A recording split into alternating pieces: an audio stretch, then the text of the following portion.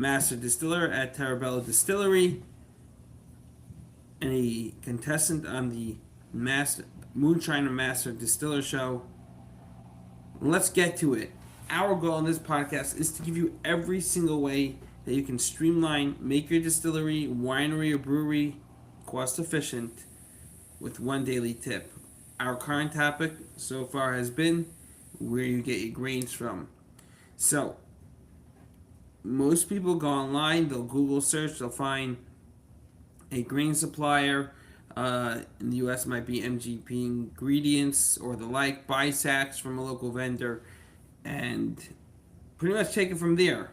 This is generally very efficient, cost efficient at least, but does not bring you in locals as clients. In our past shows, we went through many different reasons why it's beneficial to get locally sourced product, even if there's a slight premium.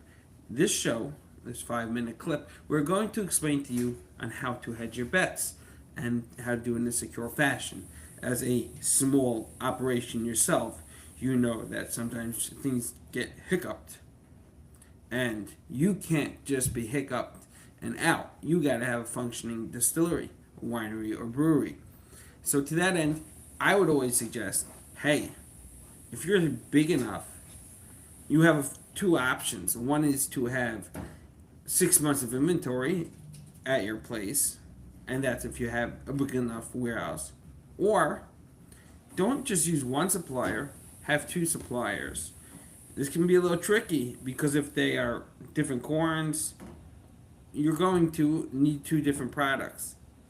Blending it won't help you because if one corn is a little sweeter, one corn is a little drier, or whatever it is, and then one of the suppliers, let's name Dave's Supply, just doesn't have corn that year, you're not going to be able to produce your beer, even though your other supplier, Nick, could supply. But how about if you create different products? Again, specifically speaking about breweries, not distilleries, because as we mentioned previously, distilleries products, we generally can get away with a lower grade or even a different variety because we're aging the product.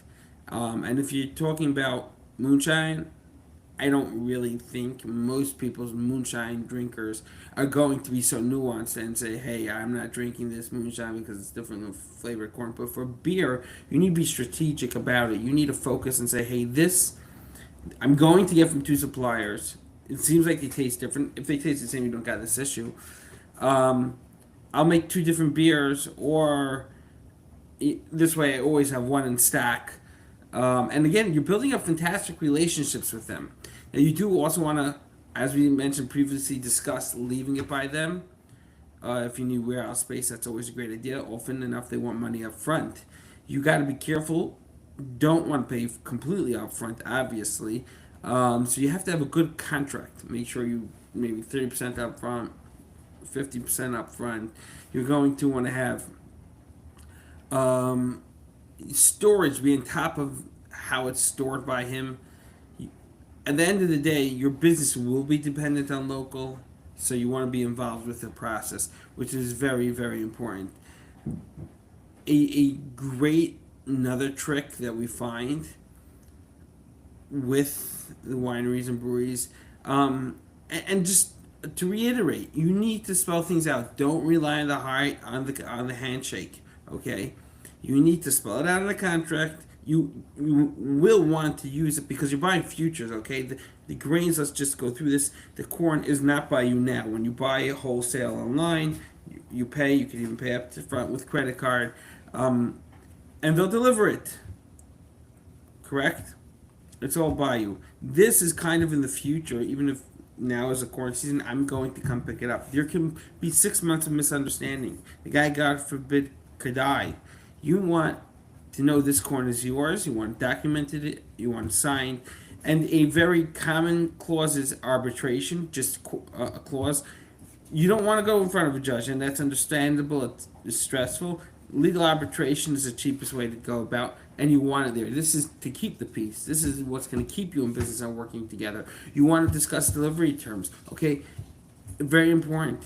Bad weather, good weather. Does he have an open truck, a closed truck?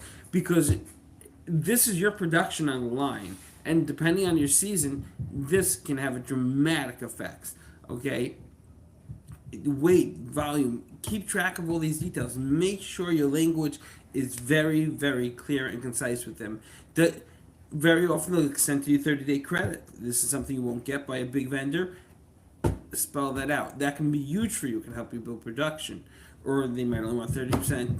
These are flexible options. Another very interesting thing that I've seen done is the option at a specific volume price to buy more.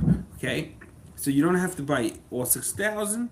You negotiate a set price at 6,000, but I only have to buy 4,000. So if you don't sales, God forbid, not doing so well, you can go ahead and close the deal.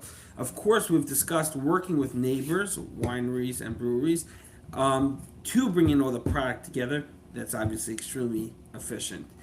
Looking forward to having you again tomorrow on our tips. Our biggest tip of today is hold on to your cash. Make sure everything's documented, and become good friends. Good friends make good deals. See you all tomorrow.